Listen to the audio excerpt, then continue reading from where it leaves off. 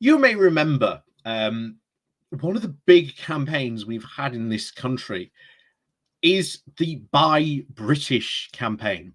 This whole idea that it was, you need to buy more British goods. You need to support British farm. You need to support British, companies and invest. You need to support British firms. That's what you need to do. You need to buy more British stuff, and that dominated for quite a while. A lot of sort of the mainstream thought. Indeed, it made its way very, very much into sort of the UKIP camp as well.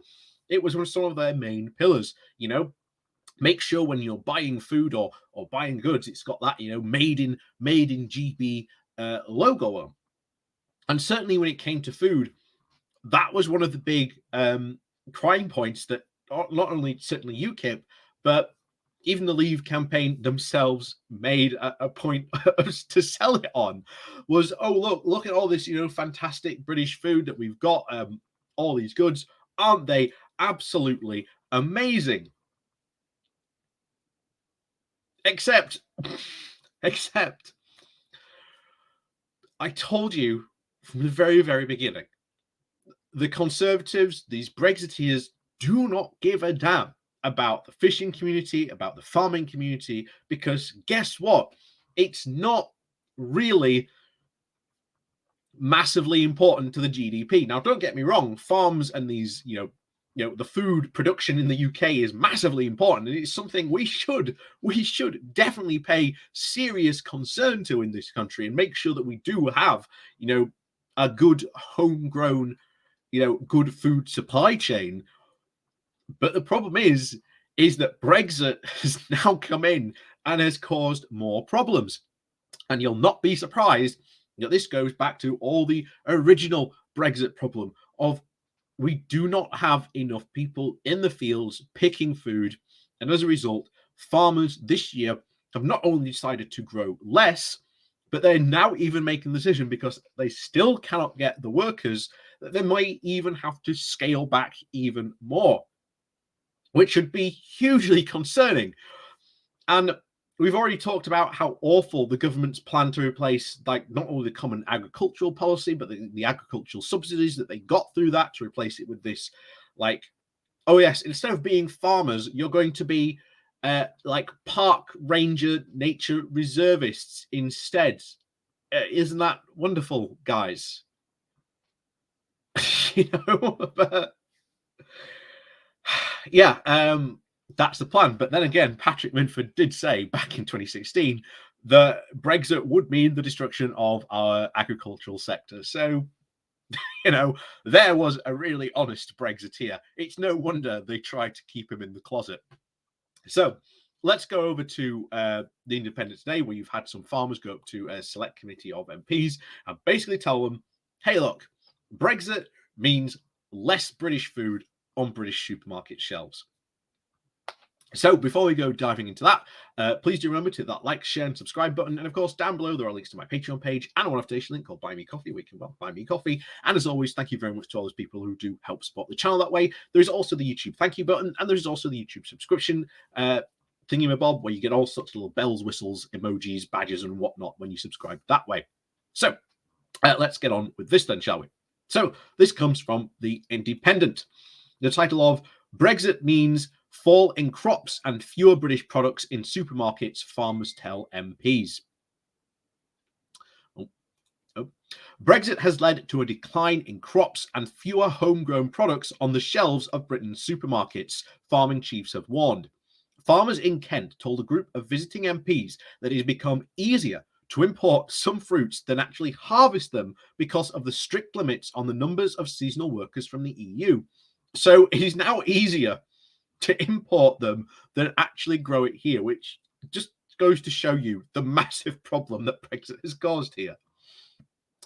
Winterwood Farms, an agricultural giant based in the country, has said that the UK farms have been forced to leave 8% of their fruit crop unharvested that would be planting less in the future.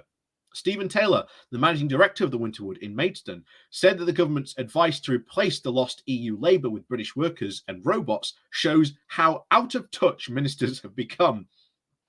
Well, of course, they didn't care in the first place. It was just a political convenience for the Eurosceptics to use.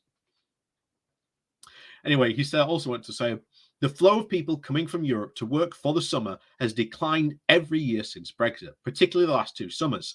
And as a direct result, we are now growing less and importing more, he said. Calling for more flexible seasonal worker visas, he added, the government could still allow the same people to carry out the harvest, but it has inexplicably declined so to choke the industry instead. Labour MP Hilary Benn, who led the delegation of MPs and industry chief to visit the Westwood farms in Kent to see the difficulties that they were facing with the labour shortages. They were told the problem had hit the whole farming sector, resulting in less fresh, more expensive imported fruits in British supermarkets to cover the shortfall.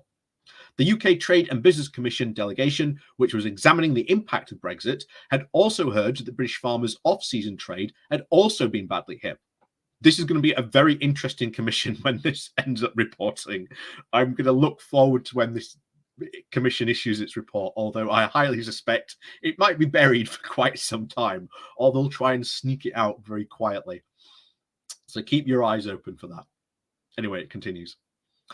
Farmers could previously sell any surplus from overseas operations to the EU markets, but the new Brexit red tape means that they must pay to dispose of this fruit.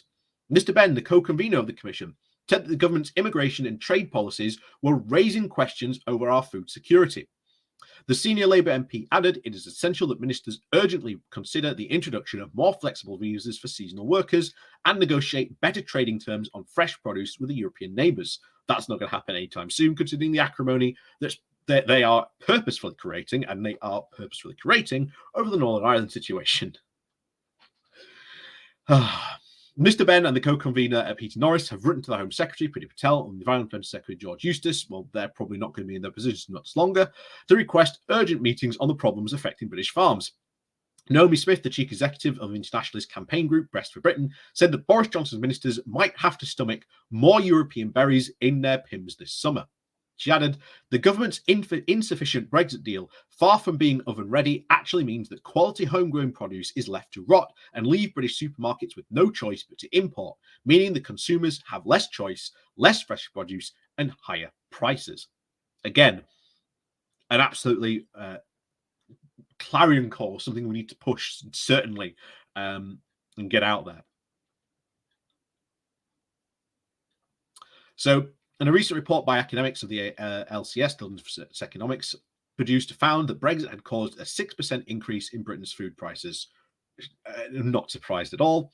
A study showed a clear and robust impact of the Brexit-induced trade frictions, increasing food prices for UK consumers as families continue to struggle with the cost of living crisis.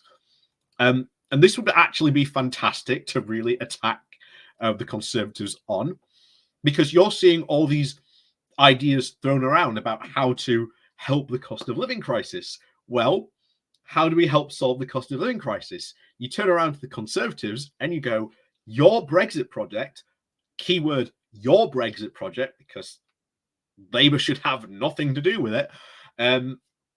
Your key Brexit project is adding to people's cost of living. It is your problem.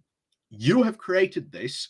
You are increasing people's food bill by your disastrous deal that you have refused to take any responsibility for, that people on your backbenchers still refuse to take possibility for. And as I've said, advocating attacking the ERG. And at this point, anyone making this argument should point to where the ERG sit in Parliament and say it is those guys over there who are controlling the Conservative Party, and make explicit arguments that this tiny group of MPs have forced upon the British people policies and decisions that they never even voted for. So it would be an absolutely attack option right there for Labour to take. So, as always, farming isn't looking too good. But then again, that's what we sort of said. And as always, thank you very much for watching. Please do remember to hit that like, share, and subscribe button. And of course, thank you very much to all people who do support the channel, even with the like and share button, the Patreon page links down below, the YouTube links, etc., etc. And as always, thank you very much for watching, and we'll see you all next time.